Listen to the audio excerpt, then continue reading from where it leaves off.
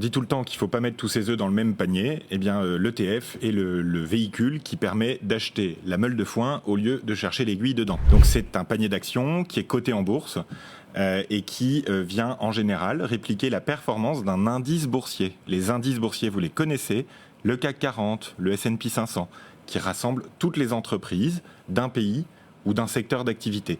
Ça permet d'investir en une seule fois dans un seul véhicule, qui est l'ETF, tout en ayant tout de suite une grosse diversification. Ça a deux avantages principaux, les ETF.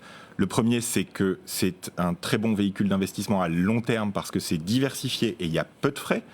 Et le deuxième, c'est que ça fonctionne. Les indices boursiers, depuis leur création, délivrent une performance comprise entre 5 et 10% en moyenne par an. Et les ETF viennent répliquer cette performance. Le problème des ETF aujourd'hui, c'est souvent leur nom qui est complexe à comprendre. Et donc, il faut être bien sûr de ce qu'on a choisi.